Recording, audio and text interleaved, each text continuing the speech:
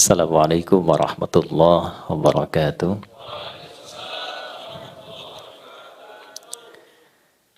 Alhamdulillah. Wassalatu wassalamu ala Rasulillah. Nabiyyina wa Sayyidina Muhammad ibn Abdullah. Wa ala alihi wa sahbihi ajma'in. Wa man walah. Wa ba'd.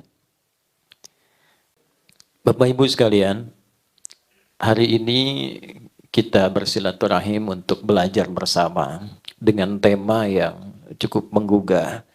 Dan tema ini barangkali insya Allah mudah-mudahan bisa menjadi bekal awal dan inspirasi dari pesan MC tadi khususnya untuk ketua-ketua DPC ke depan.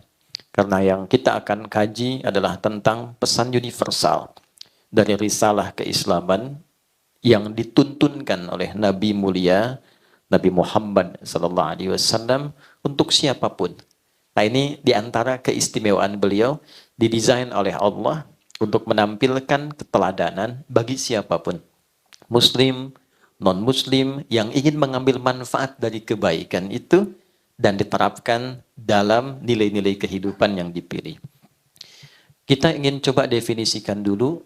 Ini temanya cukup dalam, cukup luas, mudah-mudahan waktu kita cukup untuk menggalinya. Saya ingin turunkan ke bawah dulu karena ini jalan dunia menuju akhirat. Ya, gerbangnya kan angkasa pura itu. Ya, angkasa itu kan ke udara gitu kan. Baik, jadi gerbang akhiratnya ke angkasa pura. Jadi nanti kalau ada tamu-tamu bandara, bukan hanya dia ingat terbang, tapi bagaimana ketika masuk bandara dia ingat akhirat itu.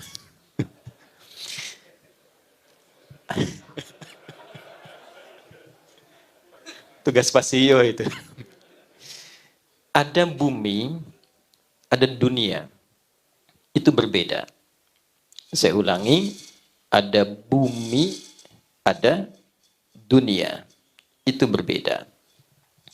Bumi di dalam bahasa Arab itu diwakili dengan kata ard. Al-ard namanya. Inni ja'ilun fil ardi khalifah. Ard itu asalnya setiap tempat yang dipijak. Jadi kemanapun kita berpijak, di tempat manapun, nah, setiap yang kita pijak itu disebut ardun namanya. Al-ard. Nah, fungsi kita saat dicipta, di setiap tempat yang dipijak, itu menjadi khalifah. Artinya 3. Ya. 1, akar katanya khalafa. Ya? Dia punya 3 arti. 1, yang membawa nilai manfaat. Jadi dimanapun Anda ditempatkan, wilayah 1, wilayah 2, dan seterusnya, upayakan dimanapun kita ditempatkan, selalu berusaha menampilkan manfaat yang dirasakan oleh orang-orang yang hadir di sekitaran kita. Itu risalah awalnya. Dan dengan itulah Adam alaihissalam mula ditempatkan di bumi, membawa nilai-nilai manfaat yang tidak berhasil oleh makhluk sebelumnya untuk ditampilkan dalam kehidupan. 2, khalafah juga berarti sesuatu yang menghadirkan kesuksesan. Jadi dimanapun kita ditempatkan, Anda berpijak sekarang misalnya di Soekarno-Hatta, nanti berpijak misalnya dari Aceh sampai dengan ke Denpasar, dimanapun ditempatkan, ketua-ketua DPC ini berupaya menampilkan kemampuan maksimal untuk meraih kesuksesan yang diamanahkan.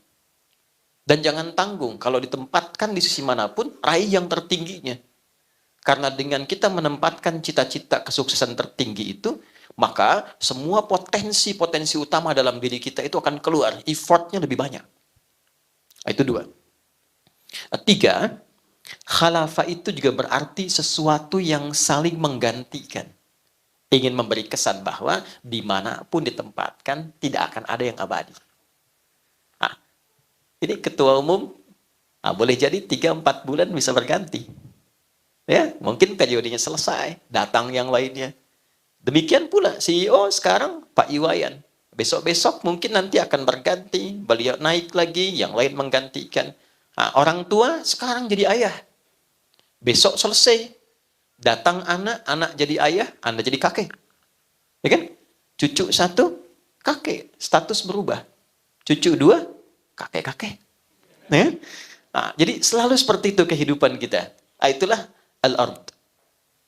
Sifat yang melekat pada fungsi kehidupan kita di setiap tempat yang dipijak dengan 3 makna itu, sifatnya disebut dengan dunia. Ya, disebut dengan apa? Dunia. Itu dunia itu dari bahasa Arab, dari kata dana, yadnu dunuwan wa dunyaan. Ya, dia membawa 2 arti yang sangat padat.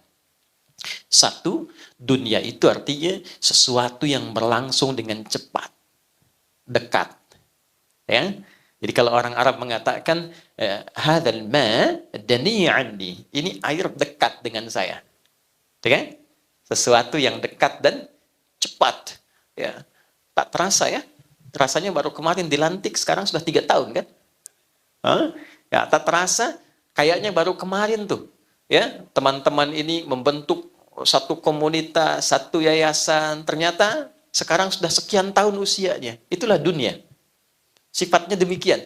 Jadi dengan kecepatan itu, kalau kita tidak manfaatkan setiap posisi yang diamanahkan untuk menampilkan 3 makna tadi, maka waktu itu akan terus berlalu, berjalan, dan tidak ada yang hadir pada diri kita kecuali penyesalan. Ya, sesuatu yang cepat bergerak. 2, dunia itu juga mengandung arti sesuatu yang rusak secara alamiah bila tidak dirawat. Ini gelas bersih walaupun tak ada airnya, didiamkan saja, sifat dunia itu rusak dengan sendirinya. Anda punya handphone, ya bagus, merek apapun itu, Anda diamkan, tidak diapa-apakan, rusak. Ya, itulah dunia. Jabatan juga begitu. Anda dipercaya dengan jabatan tertentu, ketua tertentu, Anda tidak bekerja, Anda diamkan, rusak fungsinya. Dan cepat itu berlalu. Itulah dunia. Nah, sekarang pertanyaannya, dengan 2 sifat tadi, dan kita sedang membuat satu bentangan jalan yang Anda beri nama jalan dunia. Dan di titik itu kita berjalan, bagaimana kita memanage nilai-nilai kemanfaatan, nilai-nilai kesuksesan, nilai-nilai kebergantian di tengah situasi yang berjalan sedemikian cepat dan ada potensi-potensi kerusakan yang mungkin lahir bila tidak dimanage dengan baik. Nah, itu bagian tema pertama yang nanti kita akan coba urai. Ini belum mulai kita ya, ini baru mukadimah ya. Masalah sendiri bikin judulnya panjang-panjang dulu. 2, apa itu akhirat? Ini loh, ada akhir, ada akhirat. Itu berbeda. Jika Anda katakan akhir, akhir itu ujung sesuatu yang masih membuka ruang setelahnya. Saya katakan gini, itu pintu ya, di ujung sana, ya kan? Dzalikal bab, ya kan? Itu pintu, itu akhir dari ruangan ini. Tapi ketika dibuka, ada ruang baru yang kemudian kita bisa masuki. Itu akhir namanya. Tapi kalau akhirat, itu ujung sesuatu yang betul-betul ujung dan tidak ada ruang lagi setelah itu. Jadi kalau sudah berada di situ, maka sifatnya abadi akan di situ saja dan tidak akan berpindah ke tempat yang baru. Nah, pertanyaannya, ada ruang apa di akhirat itu yang menjadi ujung kehidupan kita dan tidak ada perpindahan setelah itu? Itu nanti juga kita akan urai. Hasil perjalanan dunia kita di jalan yang sedang kita titi ini, jika berakhir di ujung kehidupan ini, di tempat mana kiranya kita berada? Yang tidak berpindah lagi setelah itu. Nah, tidak mungkin kita menggunakan pendekatan karya kemanusiaan karena belum ada manusia yang sampai ke sana, berhenti di sana, nyampaikan informasi kepada kita untuk kita kaji ulang. Kecuali kita melandaskan kepada Tuhan yang telah menciptakan kita, yang mendesain semua kehidupan ini, dan menerangkan kepada kita tentang jalan kehidupan dunia menuju ujung kehidupan yang kekal dan abadi. Kepada siapa jalan itu kemudian diinformasikan, bagaimana beliau kemudian menuturkan, nah di bulan kelahiran sosok mulia itu, ya, yang diutus membawa risalah namanya Rasul, dan ini bulan kelahirannya Nabi Muhammad Sallallahu Alaihi Wasallam. Di titik itulah kita coba akan keluarkan panduan untuk sharing di pagi hari ini bagi yang merasa ini menjadi penting untuk bisa dibawa sebagai tuntunan kehidupan, maka silahkan nanti intisarinya diterapkan dalam hidup. Bagi yang merasa barangkali bisa melihat sisi-sisi lain, paradigma berbeda, itu pilihan hidupnya. Tapi pada akhirnya kita sepakat bahwa kita akan kembali pada Sang Pencipta, dan pertaruhan kita ketika membuka gerbang akhir itu adalah titik akhir kehidupan dalam akhirat yang kita buatkan tema. Saya akhiri mukaddimahnya, sekarang kita masuk pada inti bahasannya. Bisa dipahami insya Allah? Ya, jelas? Nah, karena sudah jelas dan paham, kita akhiri pertemuan kita.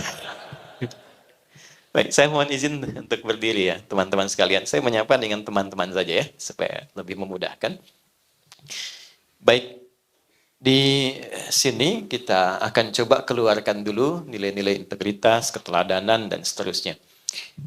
Semua fase kehidupan yang dijalani oleh umat manusia, Tuhan di titik ini bagi kita umat Islam khususnya meyakini Allah Subhanahu wa Ta'ala menugaskan para utusan.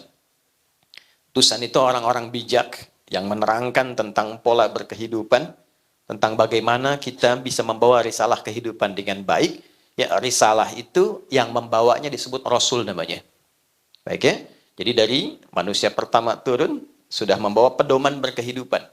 Ya, secara singkat pedoman kompleks berkehidupan yang memandu kita sukses dari ujung kepala sampai ujung kaki. Itu kalau bahasa Arabnya disebut hudan namanya. Apa namanya? Hudan, kan? Kalau kita keluarkan kata hudan menjadi satu bagian, itu hidayah namanya. Ya, semoga kita mendapat hidayah. Itu satu aspek dari sekian bentuk pedoman berkehidupan. Dalam bidang apa? Ya kan? Nah, oke, hudan namanya. Nabi Adam turun ke bumi, saya percepat. Ya, maka bersamaan dengan turunnya itu beliau pun diberikan pedoman. Kalau ingin sukses, ingin bermanfaat, ingin bisa menghasilkan kadar-kadar yang baik dalam berkehidupan, maka diturunkan. Bagi umat Islam itu ada di Quran surah kedua Al-Baqarah di ayat ke-38. Qulna bitu minha jami'a fa imma ya'tiyannakum minni hudan faman tabi'a hudaya fala khaufun 'alaihim walahum yahzanun. Adam, Hawa, tiba saatnya kehidupan, misi di dunia itu sekarang dimulai. Engkau turun, bersamaan dengan turunmu, aku berikan pedoman berkehidupan. Oke? Jika engkau konsisten mengikuti pedoman ini, maka aku jamin hidupmu fala khaufun, tidak akan pernah merasa gelisah. Alaihim walahum yahzanun, dan tidak akan pernah merasa sedih. Baik, jadi konsep kehidupan di bumi itu dengan sifat dunia itu seharusnya konsepnya satu, fala khauf, nggak pernah gelisah, tenang. Jadi konsep dasarnya dimanapun Anda bertugas, seharusnya tugas itu melahirkan ketenangan. Ya, dimanapun beraktivitas, seharusnya aktivitas itu membuat diri kita tenang. Jadi kalau ada kegiatan dan kalau ada ruang tempat kita beraktivitas tidak membuat kita tenang, artinya ada pedoman yang belum kita baca dan belum kita implementasikan, sehingga tugas-tugas itu tidak kita rasakan membawa ketenangan dalam kehidupan pekerjaan kita. Bukan pekerjaannya yang salah, karena tidak mungkin Tuhan mengirimkan kita ke satu tempat, kecuali di tempat itu kita dipercaya punya kemampuan untuk memanagenya. Ini harus kita yakini dengan baik. Tidak mungkin Allah mengamanahkan, menugaskan seseorang di satu tempat, bila tidak dinilai, dia memiliki kemampuan yang pantas berada di situ. Ayatnya jelas. La yukallifullahu nafsan illa usaha. Tidak mungkin Allah memberikan tugas pada seorang hamba jika tidak dinilai memiliki kecakapan untuk bisa menunaikan tugas di tempat itu dengan baik. Nah, sekarang pertanyaannya, ketika ditempatkan di sana, apakah sudah membaca pedoman-pedoman yang baik sehingga dalam penunaian tugas itu kita bisa merasa nyaman dalam menunaikannya? Konsep dasar yang pertama. Demikian di rumah tangga juga. Ya, kalau dibawa dalam konteks kehidupan rumah tangga, seharusnya menjadi ibu itu menenangkan. Wala yahzanun, menyenangkan. Seharusnya menjadi suami itu menenangkan, menyenangkan. Jadi kalau di rumah tangga ada kegelisahan akut yang tidak pernah bisa diselesaikan, coba dilihat. Mungkin bukan karena kedudukannya kurang tinggi, hartanya kurang banyak, ada pedoman rumah tangga yang belum dibaca seutuhnya. Ya, dan persoalannya kadang-kadang dulu saya lompat sedikit ya. Di Melayu saja kalau mau nikah itu biasanya calon menantu datang ke rumah calon mertua, nanti melamar pada bapaknya. Setelah itu nanti dia diberikan waktu kurang lebih 6 bulan untuk belajar tentang bagaimana jadi suami yang baik, mengolah nilai-nilai pedoman berkehidupan rumah tangga. Istrinya diajari oleh ibunya, lalu diberikan daun pacar di kukunya. Ya, dan itu disebut dengan masa pacaran namanya. Ya, seorang calon istri ditandai dengan daun pacar, belajar tentang fikih rumah tangga minimal 40 hari sebelum terjadinya pernikahan. Masa itu disebut dengan pacaran. Jadi bukan naik beca berdua, belum halal ya, sebeca seakan milik bersama, tukang beca nggak ada gitu ya. Sehingga ketika menikah, sebagian rasa kasih sayang sudah dihabiskan dalam masa-masa pergaulan itu. Kembali ya, saya agak cepat. Itu konsepnya. Jadi kalau ada lirik di sini senang, di sana, di mana-mana, memang konsep kehidupan begitu. Tinggal pertanyaannya, pedomannya dibaca tidak? Petunjuknya dibaca tidak? Kita punya handphone, pedomannya tidak pernah dibaca, mustahil bisa menggunakan dengan baik. Maka setelah Nabi Adam, kemudian ada Nuh, Rasul pertama, terus sampai ke Ibrahim, saya lompat sampai ke Nabi Musa. Nabi Musa kitabnya apa? Rasul kan? Ya, beliau Rasul kan? Diberi kitab kan? Kitabnya namanya Taurat. Taurat ketika diperkenalkan, itu bukan hanya namanya, tapi fungsinya. Coba yang muslim lihat Quran surah 17 Al-Isra di ayat kedua. Wa ataina Musal kitaba wa ja'alnahu hudan li bani Israil. Dan pada Musa aku berikan kitab namanya Taurat, namanya nanti di Ali Imran ayat ketiga, Taurat, dan fungsi Taurat itu hudan, pedoman berkehidupan. Objeknya siapa? Pada saat itu komunitasnya namanya Bani Israel, satu region saja. Oke? Nabi Isa, saya lompat cepat ya. Ya, beliau membawa Injil. Injil itu apa fungsinya? Hudan. Pedoman berkehidupan Libani Israel bagi kaumnya pada masa itu. Langsung cepat Nabi Muhammad sallallahu alaihi wasallam. Beliau dapat pedoman. Namanya apa kitabnya? Al-Qur'an. Al-Qur'an ketika diturunkan bukan sekedar untuk dibaca. Membaca itu gerbang pembuka untuk mengetahui isi. Sehingga dengan mengetahui isinya, kita bisa praktekkan pedoman dalam Al-Quran itu pada kehidupan. Turunlah Quran surah kedua, ayat 185 itu. Syahru Ramadan alladhi unzila fihil Quran hudan linnas. Di bulan Ramadan, diturunkan Al-Quran itu bukan untuk sekedar dibaca. Ya. Dibaca itu untuk paham isi. Semua orang kalau ingin, hukumnya kan begitu. Ingin tahu apapun bisa baca dulu kan? Ya, namanya qiraah. Makanya ayat pertama turun itu Iqra. Iqra itu ya kemampuan untuk membaca, pada dasarnya awal maknanya kemampuan untuk membaca walaupun belum memahami isinya. Yang tidak menuntut pemahaman, yang penting baca dulu. Ya, makanya dulu ada buku Iqra kan? Ya kan? Kan tidak dituntut paham kan? Ya kita cuma bisa belajar tahu huruf a fathah a fa fathah fa lam doma u lu apa lu gitu kan? Salah jawab gitu. Tapi kan nggak dituntut kita untuk memahaminya. Sama bahasa Indonesia dulu waktu SD. Ini Budi, ini ayah Budi, ini ibu Budi, ini teman Budi. Sampai sekarang saya cari, nggak pernah dijelaskan siapa itu Budi. Di mana dia tinggal? Kan siapa ayahnya, siapa ibunya? Karena yang dituntut dari situ hanya bisa membaca. Tapi setelah bisa kita baca, levelnya naik menjadi pemahaman untuk mengkaji apa yang dibaca. Pindahlah dari Iqra qiraah kepada tilawah.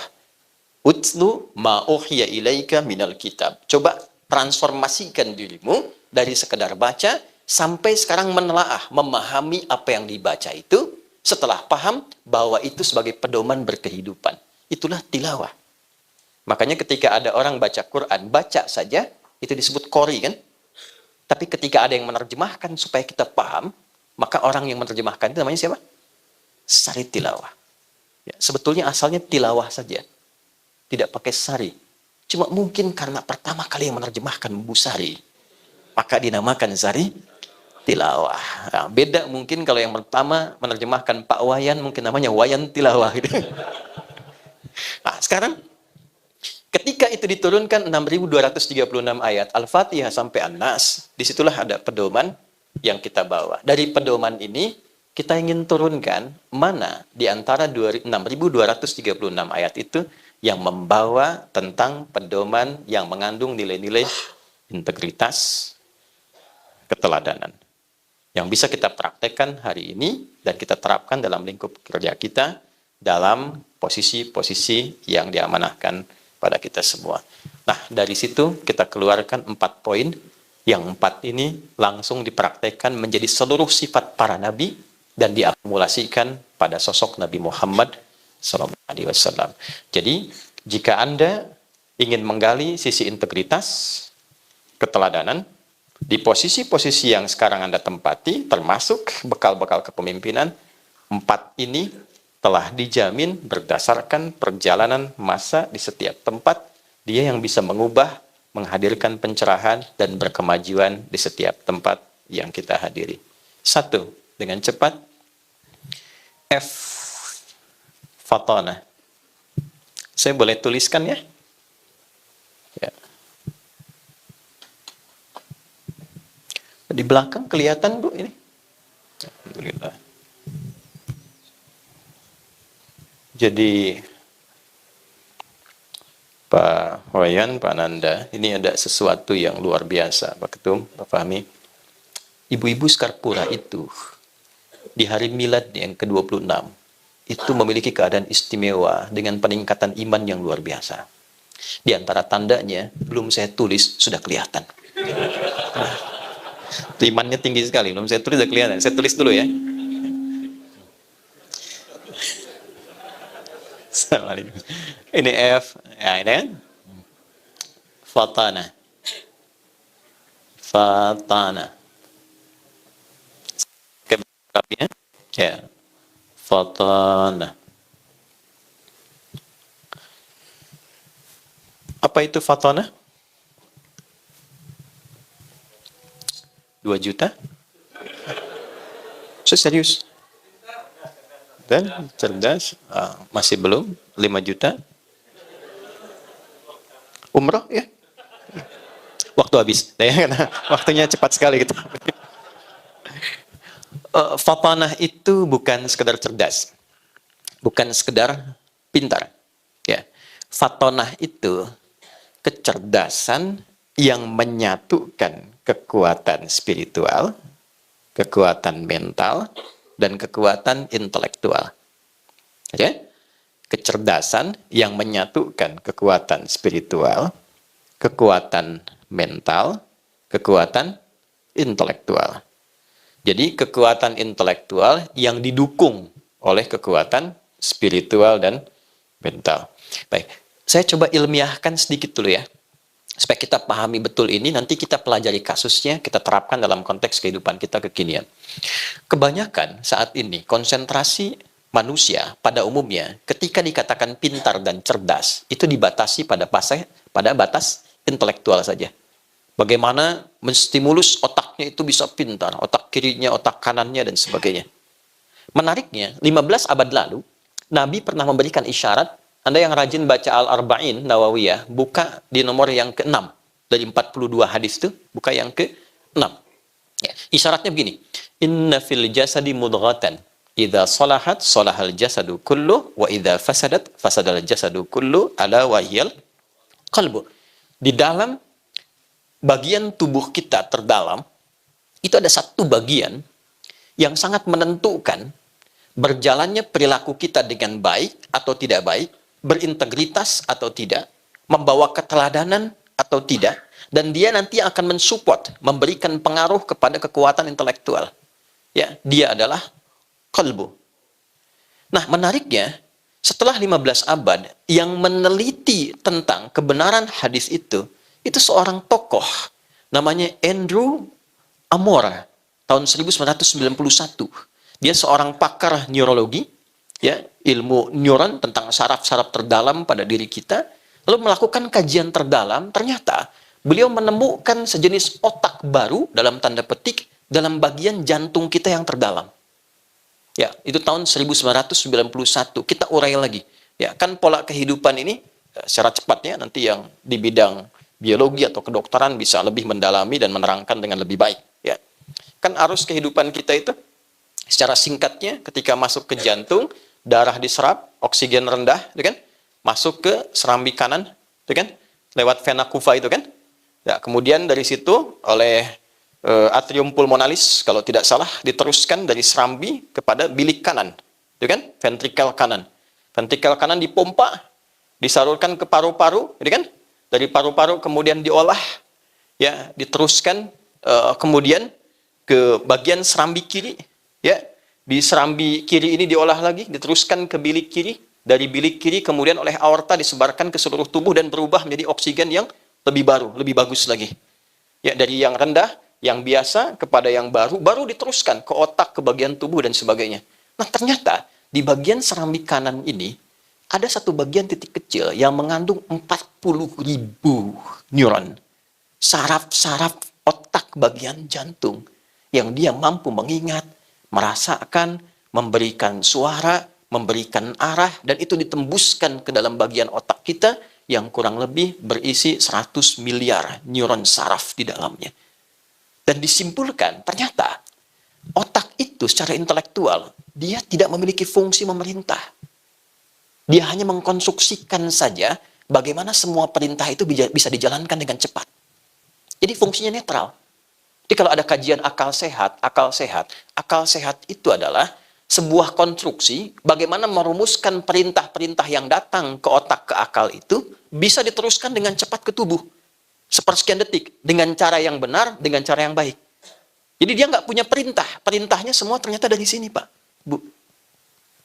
Di sini cuma mengkonstruksikan, semakin pintar, semakin cepat itu dilakukan. Sepersekian detik. Kuncinya di sini. Nah, di dalam sini, di 40.000 neuron itu, ternyata dia hanya punya 2 sifat. Dan sifat itulah yang dijelaskan oleh Tuhan, oleh Allah, di surat 91 Asy-Syams itu, ayat 7-10. Wa nafsi wa ma sawwaha fa'alhamaha fujuraha wa taqwa. Secara presisi, tempat bagian terdalam itu yang membawa nilai kecerdasan spiritual, diteruskan ke intelektual, disupport dengan mental, itu disebut oleh Al-Quran dengan satu bagian, namanya nafas. Nah, kita bicara fatonah ini, dimulainya tidak langsung ke akal, tapi dimulai dari nafas dulu. Ini inti jiwa. Jadi kalau saya, Anda, kita ingin memiliki integritas yang baik, sehingga nanti melahirkan karakter moral. Integritas kan dari karakter moral. Naik ke sini jadi karakter intelektual, pindah ke tubuh jadi karakter kinerja. Ya kan? Ini tubuh punya kinerja, punya karakter nih. Tangan untuk apa, mata untuk apa, telinga untuk apa. Ini kinerjanya bagian tubuh. Ya, nanti disupport secara cepat oleh karakter intelektual, diteruskan. Mata, lakukan ini. Ya kan? Kerjakan. Dari mana perintahnya? Dari sini. Jadi kalau nggak punya karakter, moral hazard yang sekarang kita bilang itu, maka tidak mungkin lahir integritas. Nggak mungkin jadi teladan. Nah, di mana titik berkumpulnya nilai-nilai karakter itu? Namanya di nafas namanya. Dan disitulah diserap ke dalam bahasa Indonesia menjadi nafas. Dengan nafas kehidupan itu yang tidak separuh. Hanya dewa yang punya separuh nafas itu kan. Dan dengan nafas yang sempurna itu, mengalirnya bagian darah ke seluruh bagian tubuh, disitulah mengalir pula karakter-karakter kita. Nah, Nabi memberikan petunjuk, upayakan semua yang mengalir ke dalam bagian tubuh kita, dibawa oleh darah, membawa oksigen, punya karakter juga. Bukan cuma mengalir aja. Darah mengalir ke seluruh tubuh, membawa oksigen. Tidak begitu. Upayakan bawa karakter yang pertama F, fatanah. Nah, untuk mendapatkan karakter fatanah ini, maka di dalam inti jiwa ini ada 2 nih. Yang harus kita ketahui. Ini mohon maaf kajiannya agak dalam ya. Karena bicara akhirat itu harus sedikit dalam, khusyuk dalam bahasa Pak Wayan itu. 1 ada takwa namanya. Nah, di sini terkumpulnya nilai-nilai yang kita tuliskan. 2, ada saya istilahkan katalis namanya. Walaupun menjadi lawan, nanti katalisnya namanya fujur. Ada fajar, ada infajar, ada fujur. Wa nafsi wa ma sawwaha fa'alhamaha fujuraha wa taqwa. Saya tuliskan yang muslim Anda bisa cari Quran surah 91 ayat 7 sampai 10. Nah, di takwa ini semua karakter-karakter baik yang mengakumulasikan secara kolektif sifat integritas dan keteladanan, ini munculnya di sini. Ada kejujuran, ada ketawaduan, rendah hati, ada kesabaran. Dikolektifkan keseluruhannya, disaring saripatinya, diberi nama dengan satu nama tunggal. Namanya takwa. Oke? Nah, lawannya itu fujur. Asal katanya, ya, ini. Di sini kalau kita tuliskan positif, ini negatif misalnya. Di sini misalnya ada rendah hati. Ya, kemudian di sini ada jujur, di sini ada sabar, ya, dan seterusnya. Nanti ini membentuk integritas dan keteladanan, dua kata pokok di tema kita. Di sini katalisnya terlihat sebagai lawan. Jadi kalau di sini jujur, rendah hati, di sini ada sombong. Ya, di sini ada jujur, kemudian di fujur ada apa? Ada bohong. Walaupun Anda mengatakan tidak ada dusta di antara kita, potensi dusta itu selalu ada. Oke? Baik. Kalau di sini ada sabar, di sini ada amarah. Ya. Di potensi sombong itu ada. Ya. Belum diangkat, sudah bikin kartu nama baru gitu kan. Tiba-tiba ada koreksi. Bisa ada. Ya. Dulu pakai sepeda, belum punya jabatan, semua disapa. Ya. Udah punya mobil, buka pintu, udah nggak bisa. Ya. Nah, potensinya ada. Ya, sombong itu ada, angkuh itu ada, dusta itu ada. Ya, potensi dusta, potensi menipu itu selalu ada. Baik ya, walaupun misalnya, mohon maaf, ya Anda berusaha ibadah, Anda berusaha sholat, ya, semakin tinggi, semakin muncul takwanya. Tapi semakin rendah, semakin muncul potensi fujurnya. Ya, Anda jadi pimpinan, kan? Tiba-tiba datang tawaran ini, itu, dan sebagainya. Potensi ini selalu ada. Ya, demikian amarah dan sebagainya. Nah, caranya bagaimana mengolahnya supaya menjadi fatanah? Nah, ini kecerdasan ini yang akan membentuk nilai-nilai keteladanan dalam kehidupan. Perhatikan cara kerjanya. Ya, perhatikan baik-baik. Wa nafsi wa ma sawwaha fa'alhamaha fujuraha wa taqwaha. Ayat 9-nya, qad aflaha man zakkaha. Qad aflaha. Qad itu harfu tahqiq wa taqrib. Tahqiq itu yang menjamin sesuatu, taqrib itu mendekatkan sesuatu pada tujuan. Oke? Baik, aflah dari kata falah. Dia punya dua arti.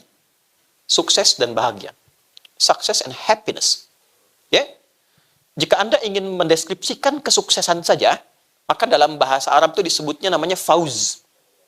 Fauz, sukses tapi belum tentu bahagia. Ya, kata dasarnya, konsep awalnya. Turunannya ada faiz, faizin, fauzan, dengan faizah. Kalau ada yang namanya fauzan, itu orang yang diharapkan sukses dalam hidupnya. Walaupun belum tentu bahagia.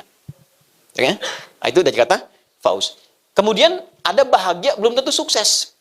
Itu farah namanya. Dari kata fariha. Sifat laki-lakinya farhan. Ya, perempuannya farah. Ya, ada yang namanya farah misalnya, ya, atau farhan. Orang yang diharapkan bahagia selama hidupnya. Ya, walaupun belum tentu sukses. Nah sekarang pertanyaannya saya kasih pilihan nih. Anda pilih mana? Ya, sukses belum tentu bahagia atau bahagia belum tentu sukses? Sederhananya begini, Bu ya, kaya tapi gelisah atau miskin tapi tenang? Nggak ada pilihan ketiga. Nah, Tuhan Maha tahu nih, pasti kita cari yang ideal kan? Ya, kaya dan tenang, sukses dan bahagia. Kalau kita gabungkan dua nama itu maka berubah menjadi falah namanya. Falah. Kalau kita genggam itu, jangan sampai lepas. Saya pengen dapat, itu nggak ingin saya lepaskan. Namanya aflah. Qad aflaha. Aku jamin, orang-orang yang mampu mengolah bagian dirinya dengan baik ini, dia akan mudah mendapatkan kesuksesan dan dekat kepada kebahagiaan. Dimanapun dia beraktivitas, dimanapun dia bertugas. Jangan ngangguk dulu, belum selesai nih ya.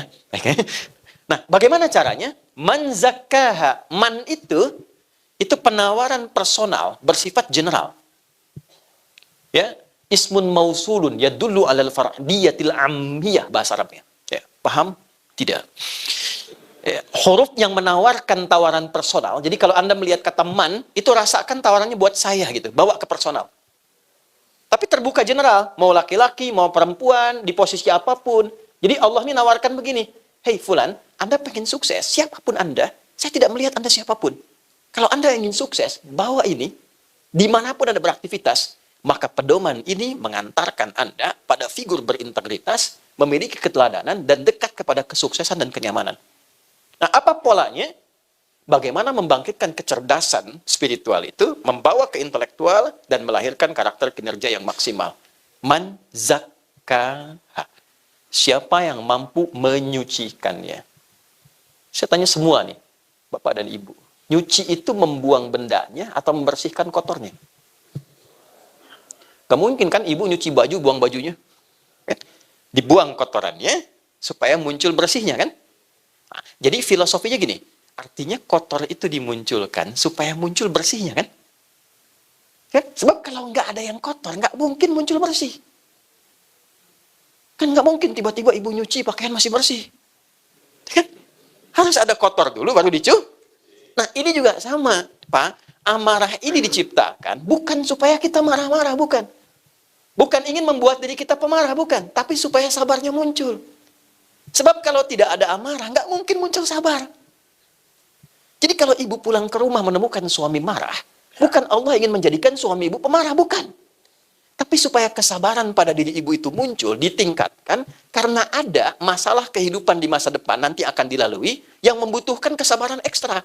Kalau tidak naik nilai kesabaran itu, kuantitasnya dan kualitasnya, belum tentu bisa mengatasi persoalan yang kemudian. Paham nggak? Jadi berbahagialah ketika ibu pulang mendapatkan suami marah, itu artinya, sebentar, Allah ingin menaikkan nilai kesabaran, cepat cari lawannya, itu poinnya. Itulah fatonah namanya, cari lawannya. Ya, sama, semua jadi diuji Bu, jangan dikira hanya direktur saja, manajer, IO saja, Ustadz juga begitu. Ustadz juga begitu. Makanya jarang Ustadz yang ceramah itu bawa istrinya. Ini live apa direkam? Rekam ya? Aman ya. Jadi pola awalnya cari lawannya. Marah diciptakan bukan ingin membuat seseorang jadi pemarah, tapi cepat cari lawan. Dari amarah itu sabar. Apa lawannya cemberut? Senyum. Anda pulang ke rumah, dia tidak cemberut. Anda senyum. Assalamualaikum. Kayaknya kenal gitu ya. Masya Allah. Ini emas 2 kilo, selesai masalah.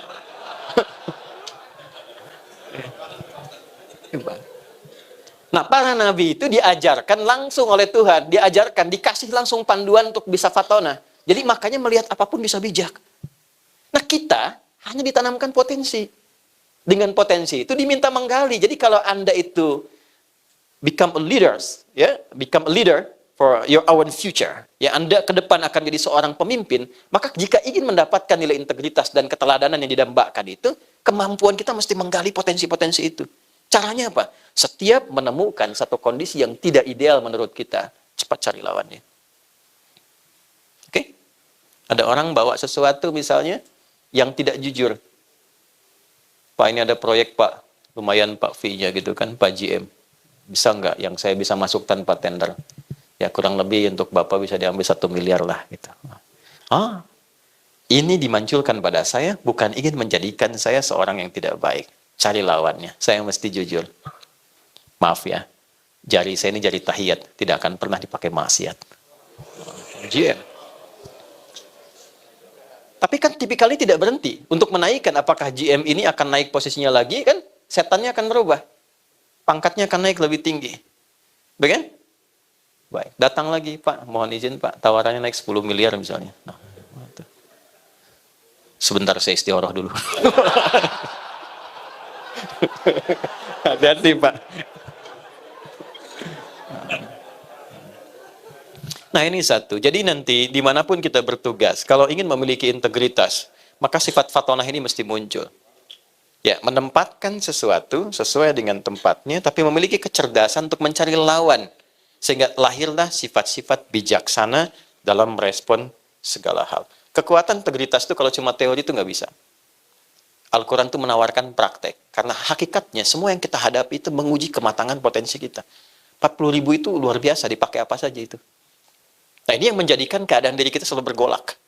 Dihadapkan pada pilihan-pilihan. Jumatan, keluar dari masjid, lihat sepatu bagus-bagus, sudah bergolak hati kan? Iya kan?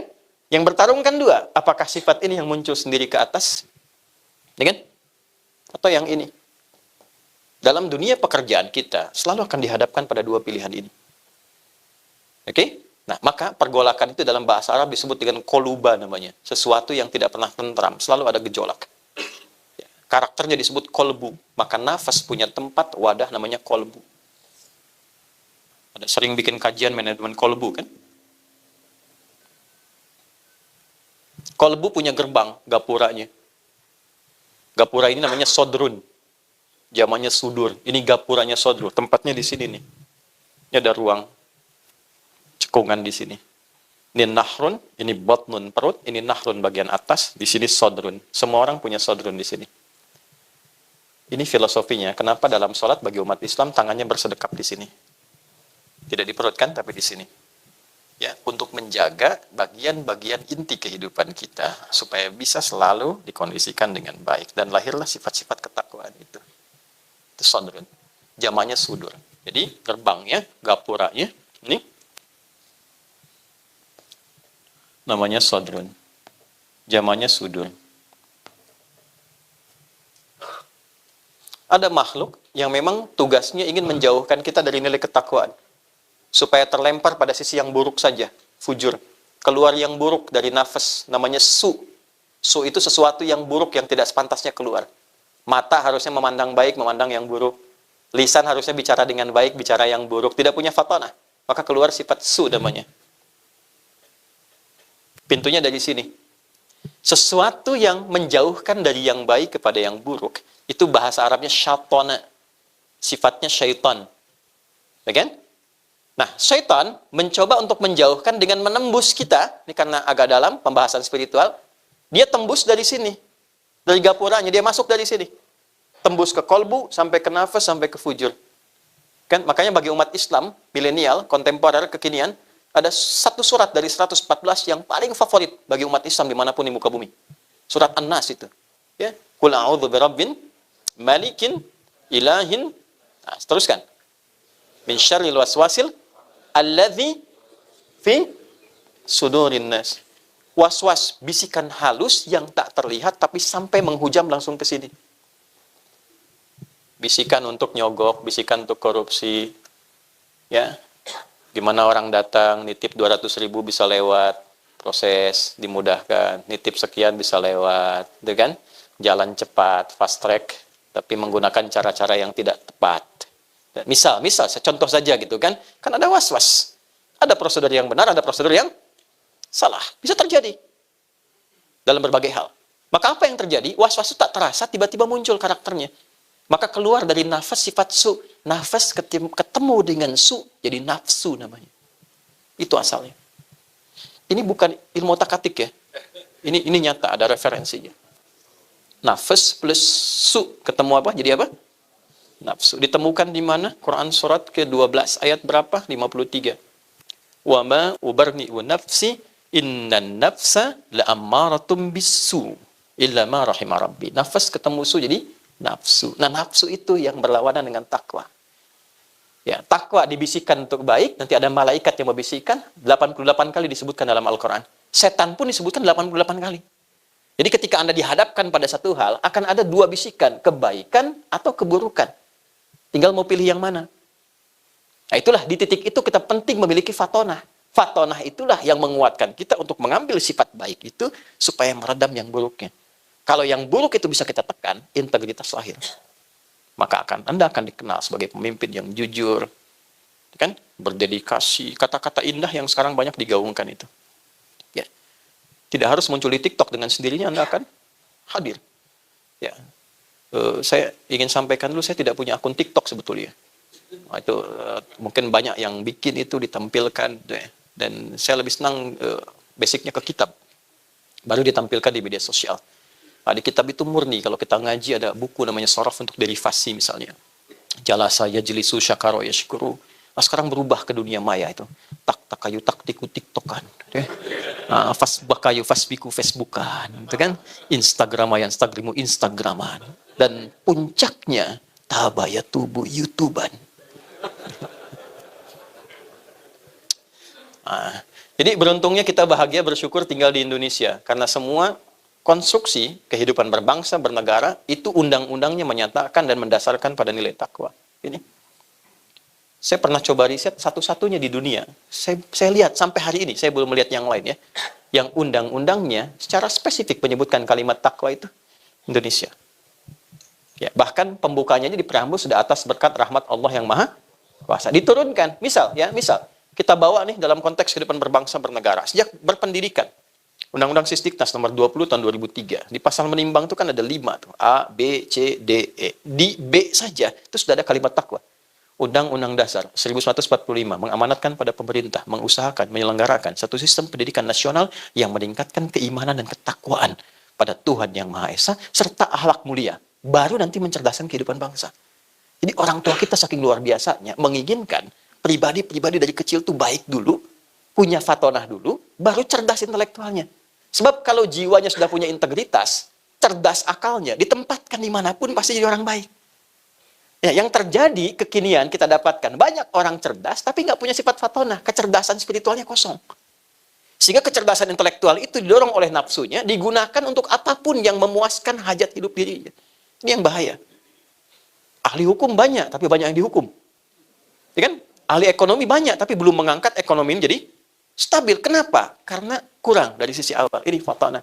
Maka tadi, dari 37 kurang lebih tempat calon-calon ketua, ya, DPC, calon pimpinan ke depan, jika menjadi dan mengharapkan menjadi pribadi yang berintegritas, ideal, mengukir sejarah baru, bahwa di setiap tempat ditempatkan dalam wilayah Angkasa Pura itu, seluruh pimpinannya memiliki sifat yang pertama, yaitu fatonah. Itu akan jadi sesuatu yang sangat luar biasa.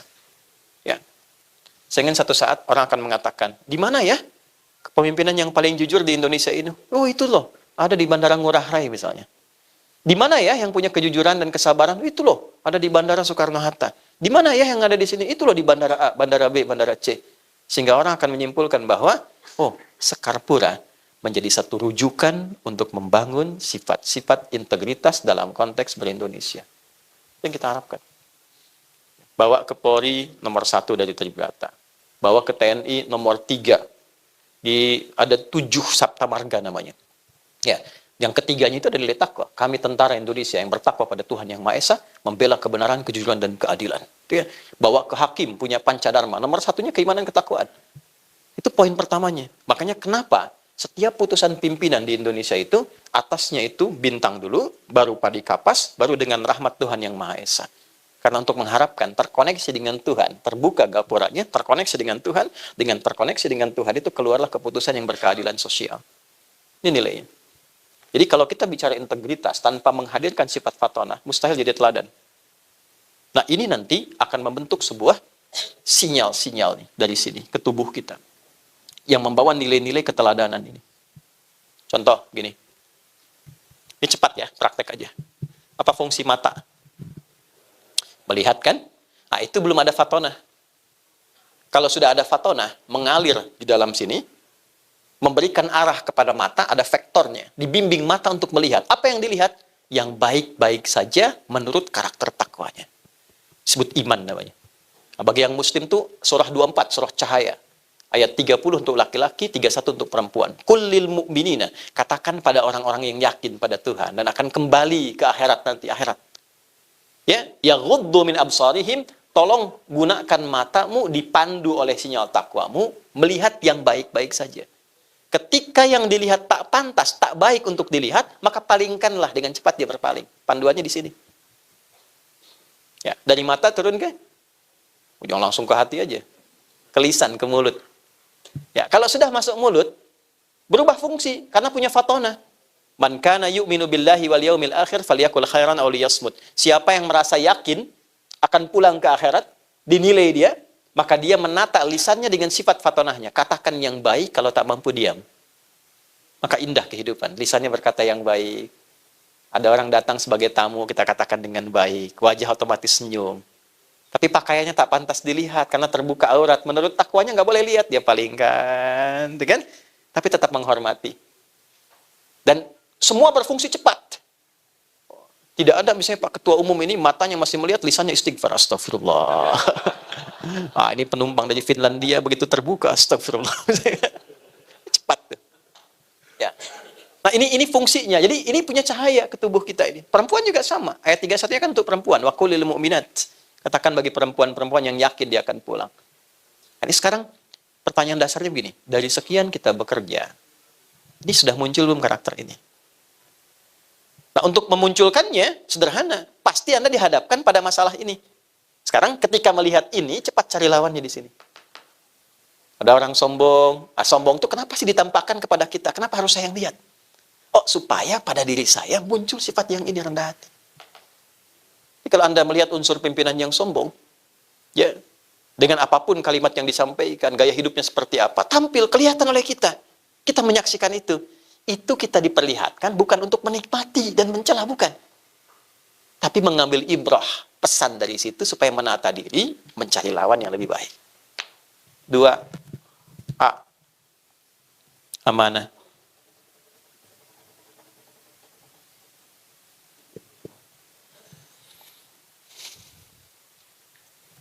Maaf, saya sampai jam berapa?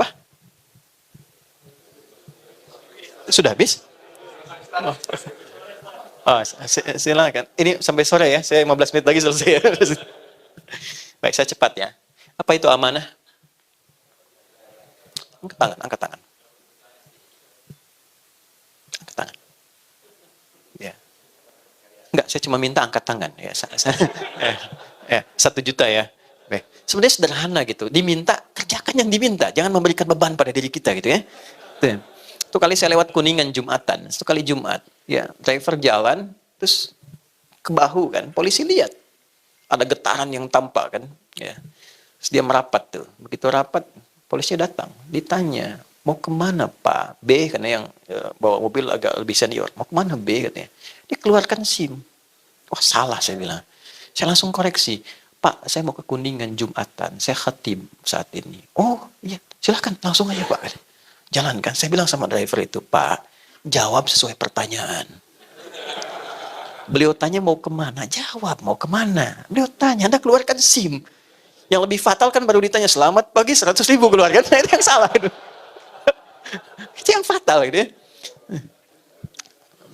Tolong catat ya. Tapi jangan lihat jumlahnya ya. Kasih sayangnya aja. 1 juta ya. Tolong tadi yang angkat tangan tuh. Apa itu amanah? Dapat dipercaya. Kurangi 1 juta. Amanah itu begini. Amanah itu dari kata seakar-akarnya itu rootsnya di kata aman. Aman ya. Di satu masa boleh kalau mau belajar lebih, saya mengajar di S3 di UPI di linguistik.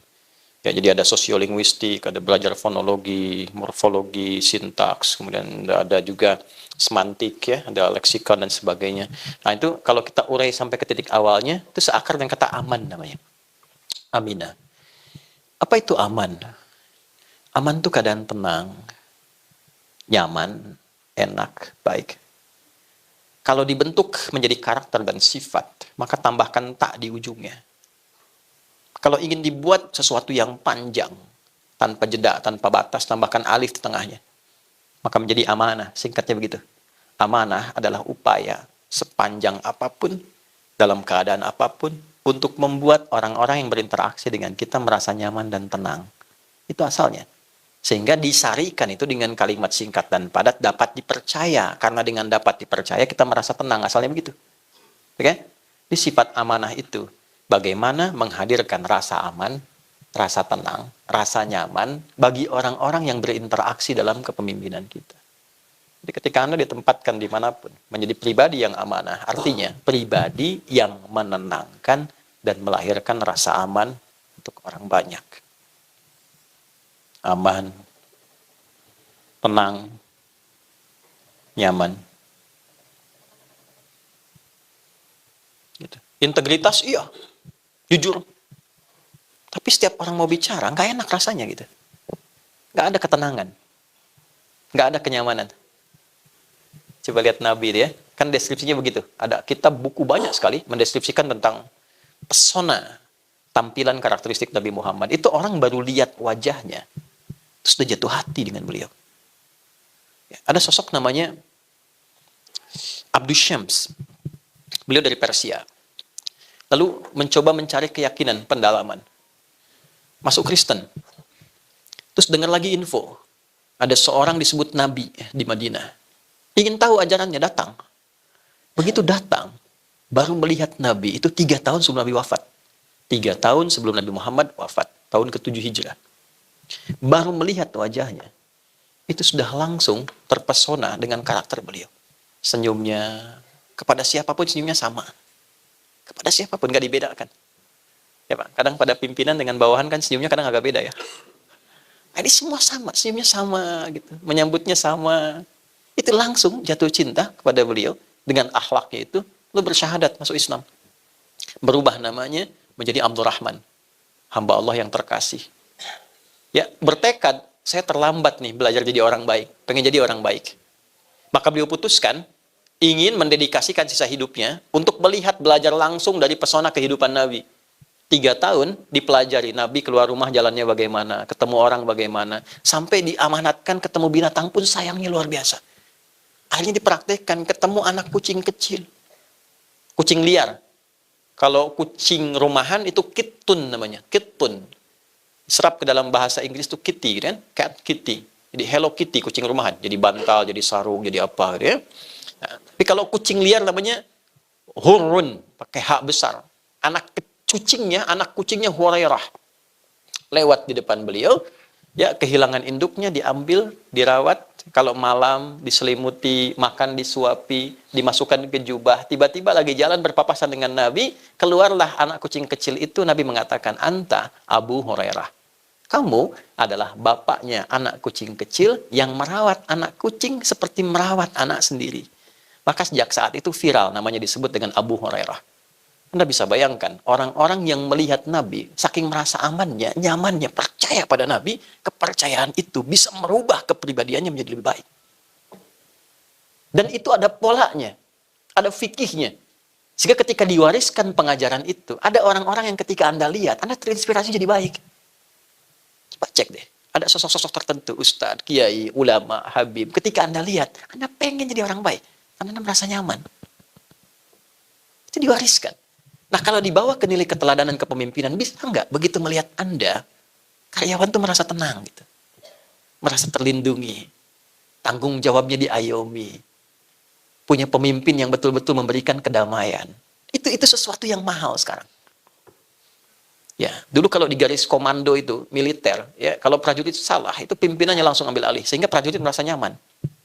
Dan kita kehilangan itu saat ini. Tipis. Nah, sama nih, di Skarpura, Angkasa Pura nih. Bisa nggak ketika lewat itu orang bukan hanya segan, bukan hanya hormat, tapi nyaman. Saya senang dengan pimpinan saya. Ya, amanah. Amanah itu bukan sekedar dipercaya, tapi kepercayaan yang melahirkan ketenangan, kenyamanan, kedamaian dalam jiwa. Sehingga orang senang menyebutnya. Siapa bosnya sekarang? Masya Allah, beliau tuh. Ya. Siapa bosnya sekarang? Nggak usah sebut namanya lah. Itu kan? Nah, sifat kedua tuh. Jelas ya? Di sini ya? Oke. 3, saya cepat. Siddiq. Siddiq. Siddiq itu selalu tampil jujur pada kebenaran. Ya. Apa yang benar, itu yang ditampilkan. Ya, tapi cara menampilkannya nanti diatur lagi, sehingga membuat orang merasa nyaman. Dia punya kemampuan dapat memanage sebuah kebenaran, tampil dengan cara yang elegan, sehingga orang salah tidak merasa disalahkan, orang benar tidak merasa digurui. Itu Siddiq itu. Ya, Abu Quhafah namanya. Satu kali ada seorang bergelar Abu Jahal lawannya. Nanti kalau Anda yang belum haji, belum umrah, ya saya doakan semoga ada cepat ya. Dan tidak cukup dengan amin dia, nabung. Ya. Nanti di sini ada Grand Zamzam, Pak Wayan dari Mualaf sampai sekarang udah pernah umrah belum? Sudah ya, baik. Udah, oke. Nanti aja di akhir ya. Ini ada air Zam-Zam, ini ada sofa, ini ada jarak sedikit ke sini.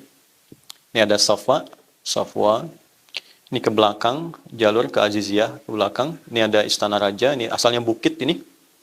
Namanya Jabal Qubais, ini Istana Raja. Sini Masjidil Haram di depan. Ini jalan ke sini sedikit, ini ada Hotel Hilton yang lama. Ini di sini kalau naik sedikit, di sini ada musola, ini rumahnya Abu Bakar Siddiq dulu. Di sini ada toilet yang pertama, di sini ada yang kedua dekat masjid, tempat kipas angin di sini memberikan air. Ini warna hijau, ini parlemen Quraisy, tempat kumpulnya orang-orang Quraisy di masa dulu. Yang mau saya katakan gini, kalau Anda ke sini, teman-teman, nanti belok ke sini, di pintu 26, terus ada gate Nabi. Gate Nabi itu beliau berkehidupan dengan Sayyidah Maimunah. Di sini sholat 2 rakaat sebelum ke Hajar Aswad dan menunaikan Isra Mi'raj. Ya, ada 2 pintu ke atas dan ke bawah. Dan gate Ali, di sini Babus Salam, tarik garis lurus, ini rumah Nabi lahir. Ya, di sini Marwah Sayyidah Khadijah. Di sini pintunya Sayyidah Abbas. Dari sini sampai ke ujung, ya, kurang lebih ada patokannya saya suka lihat kipas angin ya, 35 kipas angin. Udah saya hitung ya. Kalau 36 berarti nambah 1. Nah, di sini nanti ada jalur ke gate Nabi, ada satu tiang lampu besar sekali. Di sini ada jembatan ke sini. Ini tiang lampu besar. Ini dulu rumahnya Abu Jahal di sini. Abu Jahal. Abu Jahal ini memprovokasi begini, Jadi provokator itu udah ada 15 abad yang lalu. Beliau memprovokasi seperti ini kurang lebih. Ini Muhammad ini orang jahat, penipu, nggak benar, ya, ajaran-ajarannya menyesatkan, karya-karya sendiri dan sebagainya, memecah belah, itu sudah ada. Lalu semua orang yakin, umumnya, setelah peristiwa Isra Mi'raj itu, masa sih ada orang pada masa itu berangkat ke Palestina cuma semalam balik lagi gitu kan? Nah, tinggal satu orang lagi, namanya Abu Quhafah. Nah, maka dari sini, kenapa saya gambarkan, bukan ini menunjukkan saya hafal, bukan. Saya ingin memvisualisasikan bagaimana deskripsi ini berjalan. Dari sini, dia berjalan ke sini, mencari ini, Abu Quhafah ini, yang kita kenal dengan Abu Bakar, ya kan? Tinggal satu orang ini. Kalau satu orang ini kemudian membenarkan, selesai. Maka diajaklah beliau naik ke sini, ke Jabal Qubais. Ini bukit kehormatan. Siapapun yang ada di atas ini tanda kepemimpinan. Karena itu bikin istana sekarang, itu yang mimpin wilayah itu sekarang. Ini tandanya. Maka diangkat ke situ, ditanya, apakah engkau yakin dengan peristiwa Isra Mi'raj? Isra Mi'raj itu perjalanan Nabi yang menjadi tanda mukjizat yang besar. Dari mulai ke Mekah sampai ke Masjidil Aqsa di Palestina, sampai naik ke langit cuma semalam. Belum selesai subuh sudah pulang. Baik ya? Apa kata Abu Bakar? Perhatikan kalimatnya.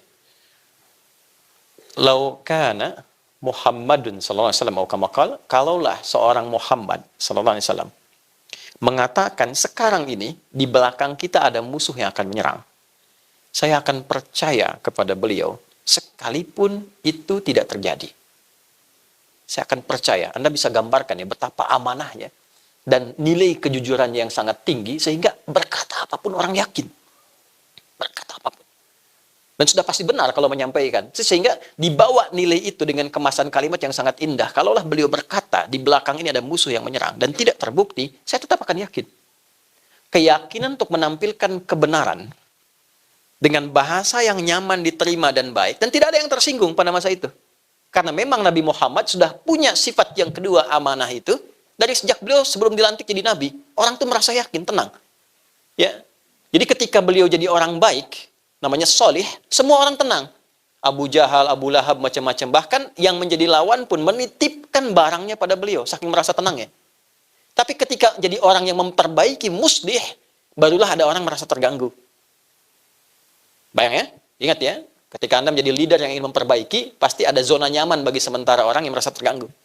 Maka apa yang terjadi? Sifat ketiga yang penting, siddiq ini. Bagaimana menampilkan kebenaran tugas Anda, tanpa harus menyinggung privasi orang-orang ini sehingga merasakan kebenaran dari situ. Maka ketika mengatakan kalimat itu diberikanlah gelar kepada beliau As-Siddiq. Dari sejak itu viral, namanya disebut Abu Bakar Orang yang mampu menampilkan sebuah nilai kebenaran dengan cara yang elegan, sehingga memberikan sigoh pengaruh terbaik bagi orang-orang di sekitarnya, tanpa harus punya niat menyakiti apalagi menghancurkan. Sedikit.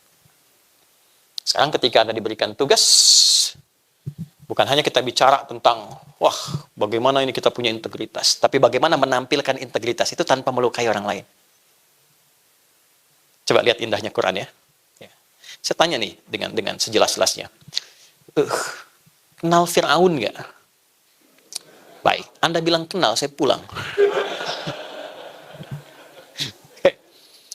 Fir'aun. Korun? Tahu ya? Oke. Pertanyaan saya, Fir'aun itu nama asli bukan?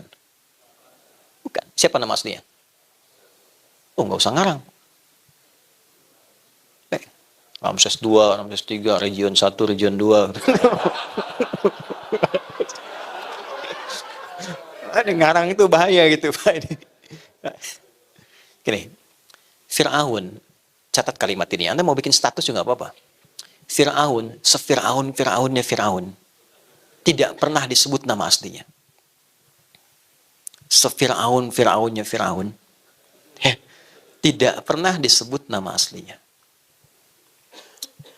Yang melekat itu nama jabatannya, Farao, Firaun, pemimpin, leader. Ya kan? Apa karakteristik Firaun yang paling jahat ditampilkan di Quran itu?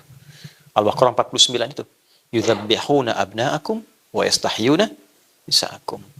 Ada informasi bahwa ini akan ada sosok yang berpotensi menggantikan kepemimpinannya. Langsung ada bisikan. Apa bisik-bisikan yang kadang-kadang masalah itu? Ya, nyampaikan hati-hati bos gitu ya. Ini potensi nih menurunkan Anda nih gitu ya. Hati-hati Pak GM dengan pembisik-pembisik gitu ya. Harus punya sifat fatonah itu. Ya. Ini berpotensi menghancurkan Anda ini. Langsung keluar dekretnya itu. Dekretnya jelas. Setiap ibu yang sedang mengandung didampingi oleh 2 orang intel. Yang satu mengamati, yang satu mengeksekusi. Ya, dia membawa satu senjata, yang taruhlah misalnya pisau pada masa itu. Jadi begitu lahir, langsung dilihat laki-laki atau perempuan. Kalau laki-laki, itu langsung dieksekusi di hadapan ibu yang baru melahirkannya. Caranya, mohon maaf ya, nanti bisa disensor juga ya. Caranya, itu diambil. Zabaha itu beda dengan nahara. Fasholli lirabbika wanhar. Kalau nahara, itu menyembelih seperti unta, ya, tidak dijatuhkan. Biarkan dalam berdirinya, disembelih. Di sini posisinya. Tapi kalau zabaha dijatuhkan dulu, ya, baru kemudian disembelih. Tapi kalau zabaha pakai tasydid dijatuhkan dengan kasar, disembelih, digorok berkali-kali. Itu kalimatnya menggunakan zabaha dan menggunakan kata progresif. Terus yudzabbihu. Nah, setiap lihat laki-laki jatuhkan, digorok berkali-kali di hadapan ibu yang baru melahirkannya. Ya kan? Hobinya begitu, ngaku Tuhan. Ana rabbukumul a'la. Saya Tuhan yang kalian paling hebat katanya. Itu dalam sejarah, cuma 2 yang mengaku Tuhan. Dan oleh Allah tuh diberikan satu hukuman yang sangat melecehkan. Ya, supaya memberi tanda gitu. Kalau Anda terlalu tinggi, dijatuhkannya itu terlalu dalam. Ya, ditenggelamkan kan? Supaya orang viral, Tuhan tenggelam. Tuhan kok tenggelam gitu? Ya, satu lagi Namrud tuh. Namrud itu kan hancurnya hanya dengan satu nyamuk yang cacat sayapnya. Orang mengatakan lalat riwayat ya. Cacat ya. Ya, sehingga masuk ke telinganya, tewas dengan itu. Gak viral di kalangan masyarakat, ada Tuhan tewas dengan nyamuk cacat itu. Rendah, maka setiap orang merasa tinggi, mengangkat dirinya terlalu tinggi, biasanya Allah langsung rendahkan serendah-rendahnya. Itu rumus tuh. Hati-hati ya teman-teman sekalian. Maka apa yang terjadi? Ya, itu dia ngaku Tuhan loh. Manusia sekarang kan paling tinggi levelnya Nabi pernah malaikat ya. Ya, Nabi pernah bilang, la nabiyya ba'di, nggak akan ada Nabi setelah saya. Itu clue-nya tuh. Ya, kalimat itu makna dalamnya begini, nanti di masa depan ada orang mengaku Nabi setelah saya. Langsung tolak aja, nggak ada setelah saya, nggak akan terpenuhi syaratnya. Makanya kalau ada orang ngaku Nabi sampai kini, nggak usah aneh. Ini menunjukkan apa yang dikatakan Nabi Muhammad benar. Yang aneh itu setiap ada yang ngaku, ada pengikutnya. Itu masalahnya. Ya, dulu IM itu, pelatih bulu tangkis tuh, era 2000-an, ngaku Nabi. Tangkap polisi, tanya kan, kenapa ngaku Nabi? Saya ke Bogor Pak, dapat wahyu deh. Anak bayang nggak, kita ke Bogor dapat tales, dia wahyu. Yang legend itu kan, ada LA kan, aku malaikat tuh. Dia minta izin pada gubernur yang terdahulu untuk mendaratkan Jibril di Monas. Bayang, ditangkap oleh polisi tuh. Ya, kita dukung tuh polisi kita, jangankan teroris, malaikat dia tangkap tuh. Ya.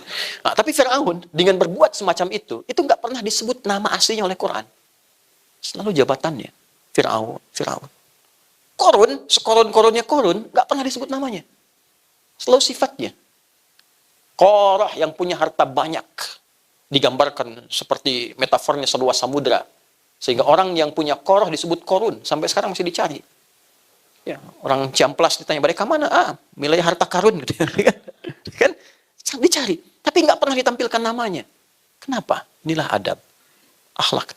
Seburuk-buruknya orang. Yang salah itu perilakunya, bukan namanya. Jadi kalau ada orang berbuat salah, jangan sakiti namanya, perbaiki perilakunya. Jangan cederai namanya. Karena boleh jadi ada orang dengan nama yang serupa tidak berbuat yang sama. Jadi Anda itu mau menjatuhkan orangnya atau memperbaiki perilakunya. Anda seorang leader, ada bawahan salah. Ya, jangan ditajamkan kata-kata itu untuk menghancurkan namanya dan kehormatannya. Perbaiki kesalahannya. Itulah integritas. Itulah sedik. Itu dahsyatnya Quran itu sampai sebegitu. Dan kalau sudah jadi pemimpin, ada potensi penyimpangan di dalamnya. Menyimpang dari kepemimpinan disebut togo. Kalau kaya, ada potensi penyimpangan dari kekayaan. Penyimpangan dari kekayaan disebut bagha.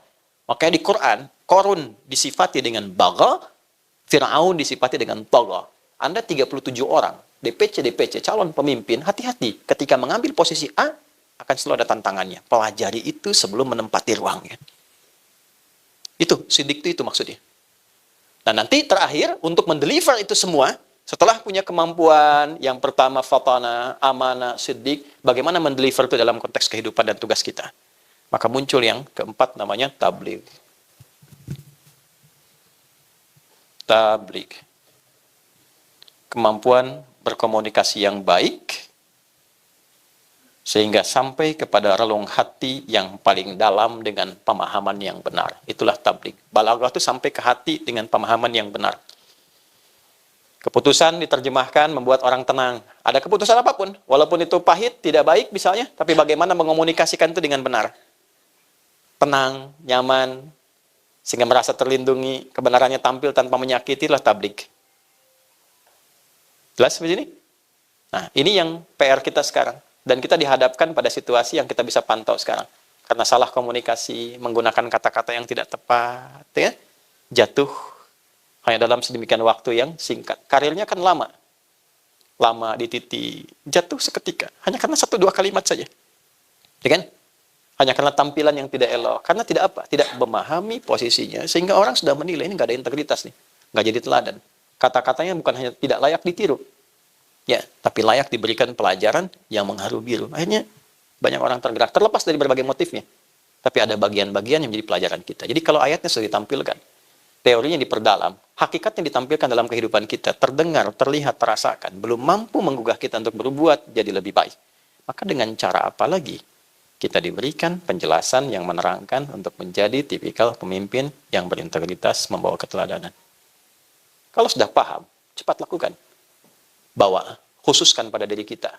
Dalam bahasa Inggris kasih artikel the kan, ya, there are so many cars outside. Itu banyak mobil di luar. I mean the car is mine. Yang ini, khusus spesifik. Kita mau bawa karakter fast di ke dalam diri kita, sehingga beda tampil dengan yang lain. Tambahkan the di depannya sehingga jadi the fast. Dulu ada film The Fast, ya. Kan kalau disatukan jadi fast. Tuh. Ulang tahun ke-26, Serikat Karyawan dari Sekarpura mentransformasi dirinya menjadi The Fast.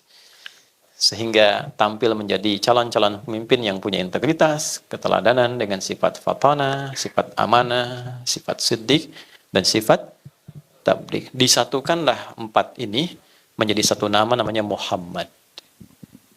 Dan disebutkan 4 kali dalam Al-Quran. 4 kali. Quran surah 3 ayat 144, Quran surah 33 ayat 40, Quran surah 47 dengan namanya ayat kedua, dan Quran surah 48 ayat 29. 4 kali. 4 sifat, 1 nama. Dan ketika Anda menyebut nama Muhammad, misalnya, sallallahu alaihi wasallam, bukan sekedar menjadi nabi kita, tapi bagaimana keteladanannya bisa kita tampilkan. Nah, spesial di hari miladnya Sekarpura ini, teman-teman, yang ke-26 bersamaan dengan bulan hari lahirnya Nabi Muhammad sallallahu alaihi wasallam. Bisakah peringatan hari kelahiran bagi kita semua yang ke-26 ini mentransformasikan diri kita menjadi calon-calon pemimpin, calon-calon baik yang menghadirkan karakteristik fast dalam kehidupannya, sehingga jalan dunia yang kita tempuh, track dunia itu diisi dengan fast, menjadi fast track dunia, melahirkan ujung akhirat yang menandai tempat berakhir kita di satu tempat yang masih tersembunyi tapi menjanjikan banyak kenikmatan. Sesuatu yang tersembunyi menghadirkan banyak kenikmatan, dalam bahasa Arab disebut jannah namanya. Kita terjemahkanlah kemudian dengan surga. Nah, surga itulah tempat akhir kehidupan bagi orang-orang yang ingin mendapatkan fast track dalam kehidupan dunia untuk meniti nilai teragung yang bisa dia raih. Ada 8 pintu di dalamnya. Seperti Anda memiliki grade, maka surga pun punya 8 pintu. Dengan 4 sifat ini, Anda silahkan memilih pintu mana yang akan Anda raih. Ada pintu tertinggi namanya Firdaus. Ada surga Aden, ada Jannatun Naim, ada Darul Muttaqin, terus sampai ke bawahnya namanya Jannah saja. Tapi keindahannya pun tak bisa dibayangkan, belum pernah terlihat, belum pernah tersentuh, belum pernah terdengar seperti itu nyatanya dalam lamunan kita. Nabi menggambarkan keindahannya, tapi kita lamunkan nggak sama dengan apa yang dilihat Nabi, dengan apa yang kita lamunkan. Indahnya luar biasa. Itu level yang bawah, bagaimana dengan yang paling tinggi? Ya, seorang Arab Badui ditanya, satu kali bertanya ke Nabi. Di hadis Muslim, nomor hadis yang ke-14, dia datang ke Nabi berkata begini, "Ya Rasulullah, dullani ala amalin yudkhilunil jannata, amalin basitin." Ya Nabi, ajarkan aku satu pekerjaan yang simpel aja. Aku bisa jaga sampai meninggal, sampai pulang ke akhirat. Di dunia ini aku selamat sampai pulang ke akhirat. Simpel aja. Jangan sulit-sulit, jangan berat-berat. Yang penting akhiratnya ujung akhirnya surga. Level biasa pun nggak apa-apa. Apa jawab Nabi? Baik, Anda konsisten dengan yang pokok aja. Kalau yang ritual, sholat pokok aja. Nggak perlu sholat sunnah. Sholatnya 5 waktu aja. Kalau punya harta, zakat yang pokok. Nggak perlu infak, nggak perlu sedekah. Yang pokok. Tapi jaga diri, jangan berbuat kriminal. Jangan menyimpang, ujung kepala sampai ujung kaki. Silahkan, tunaikan itu dan bawa ke pekerjaanmu, apapun itu. Kalau penggembala, gembala, jaga sholat. Jaga dengan baik, jangan menyimpang, jangan menipu, dan sebagainya. Maka apa yang dia katakan? Ya, siap ya Nabi, saya akan jaga yang pokok aja, saya nggak bisa tambah, dan saya akan jaga diri saya dari perbuatan menyimpang. Maka dia pergi meninggalkan Nabi. Fantalaqo. Kata Nabi, lihat komennya. Komen ini baik, Anda boleh langsung like and subscribe. Kata Nabi, aflaha in sadaqa, dakhalal jannata in sadaqa. Kalau dia komitmen dengan apa yang dia katakan tadi, dia akan meniti fast track kehidupan dunia dan dijamin masuk surga di akhirat. Dia pergi. Tapi teman-teman mesti lihat, dia pilih yang paling bawah. Surga biasa itu. Dia pilih. Karena dia merasa bahwa tempat tinggal saya di padang pasir. Oke? Kalau saya mau tahajud susah, malam-malam angin datang besar. Dingin suasana, saya jaga yang pokok aja. Mau zakat juga cari, tapi mau infak, siapa yang mau diinfakin padang pasir?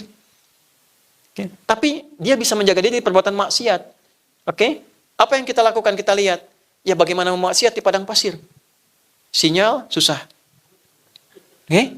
Mau lihat misalnya auratnya apa? Unta. Kadal gurun yang dilihat ya memang sudah terbuka. Ya tantangan minimal, ya minimal sekali maksiatnya, kriminalnya kecil. Nah, kita saat ini hadir di era yang berbeda. Era disrupsi, perkembangannya tinggi. Kata Nabi di hadis Muslim, nomor hadis 157, saya tutup dengan ini. Yushiku alla taqumas sa'atu. Nanti akan terjadi perubahan era. Sampai ke ujung kiamat nanti. Hatta yuqbadul ilmu. Yang satu, era itu akan ditandai, masa itu ditandai. Satu, para pakar itu akan mulai sedikit-sedikit menyusut sampai hilang, ya. Dan muncul orang-orang tidak jelas menjadi pakar. Matinya kepakaran, muncul orang-orang seperti pakar. Innallaha la yaqbidul ilma intiza'an yantazi'u minal ibad. Allah itu kalau mau nyabut ilmu, tidak langsung dicabut ilmunya, walakin biqabdil ulama, yantazi'uhu biqabdil ulama. Wafat para pakarnya satu-satu. Hatta idza lam yabqa alimun, riwayat lain yubqi aliman. Sampai kalau sudah nggak ada pakarnya satu-satu, yang muncul yang nggak jelas. Fasu'ilu fa'aftau fadallu wa adallu. Anehnya, ini jadi rujukan. Ada followersnya, ada subscribersnya, diikutin, ngasih petunjuk dan dilakukan. Sama, nanti dalam level kepemimpinan itu juga nanti ada orang-orang nggak jelas. Idza wusidal amru li ghairi ahli fantadhiris sa'ah. Kalau seseorang sudah tidak punya kapabilitas mendapatkan ya satu kepercayaan untuk memimpin, tak punya kapabilitas di dalamnya, rusak apa yang dia pimpin. Maka bagus tadi dibuat yayasan bening hati dan sebagainya untuk kaderisasi supaya menyambut ini dan lebih profesional ke depan. Ya, dua, saya cepat ya, tantashirul fitan, fitnahnya menyebar. Yakthurul kadzib, manipulasi banyak. Bagaimana itu bisa terjadi? Nah, ini yang mau saya katakan. Tolong garis bawah ini dengan baik ya. Yataqarabuz zaman, tataqarabul aswaq. Masanya menjadi terasa singkat. Di hadis lain, setahun kayak sebulan, sebulan terasa seperti sepekan, sepekan seperti sehari, sehari seperti sekilatan, dan terjadi percepatan digital sehingga pasar mudah diakses. Tanda pertamanya. Dulu manual, kita berangkat pakai angkot, pakai ojek manual, sekarang klik barangnya datang. Sekarang eranya berubah, Pak, Bu. Tantangan di Angkasa Pura, teman-teman Skarpura, eranya berubah. Sekarang era digital, era disrupsi, macam-macam mulai muncul. Saya saja seumur-umur belum pernah ceramah tentang garam, tiba-tiba ada video jualan garam rukyah.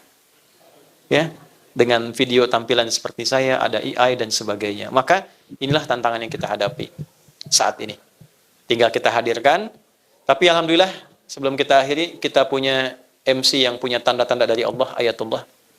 Ya, punya CEO yang berdharma bakti, alhamdulillah, punya GM yang wicaksana, dan punya ketua yang punya pemahaman yang juga mengangkat kita dengan baik. Fahmi Aziz itu tinggi gitu ya. Dan kita punya keluarga yang baik untuk saling mendukung. Jadilah keluarga yang baik, ya, saling mendukung satu dengan yang lainnya. Yuk kita berdoa, dan doa kita diterima.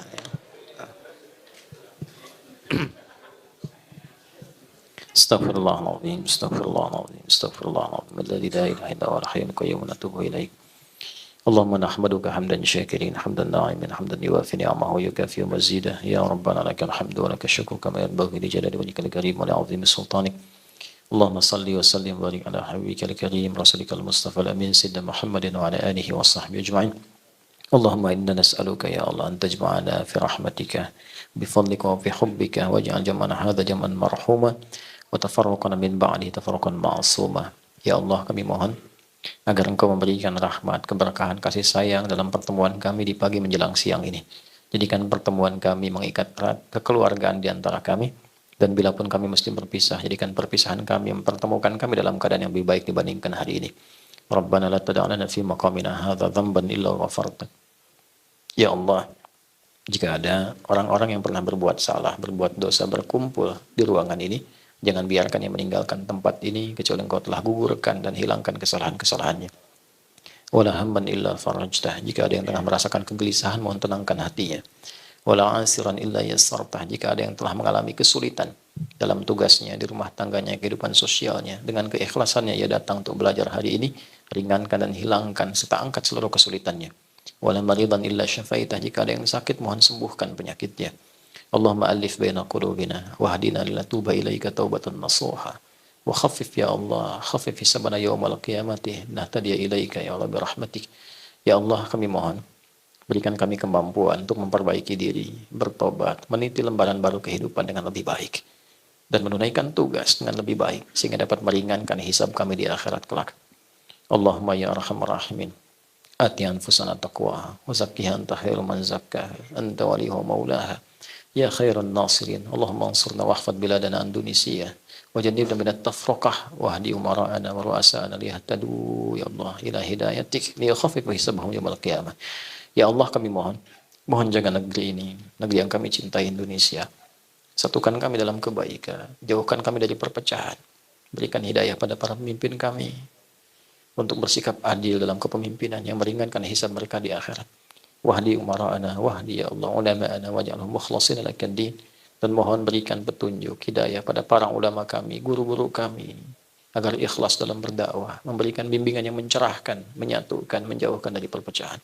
Rabbana barik ya Allah fi Skarpura tamaman mubarakah wa yassir ya Allah li Angkasa Pura kama yassarta ibadakas salihin wal mu'minin. Ya Allah, berikan keberkahan, kebaikan, kemuliaan pada teman-teman yang berhimpun di Skarpura ini, agar dapat menjalani tugas-tugas dengan baik. Mudahkan tugas mereka, lancarkan, sehatkan, berkahi, muliakan keluarganya, dan jadikan satu keluarga yang saling mendukung dalam kebaikan.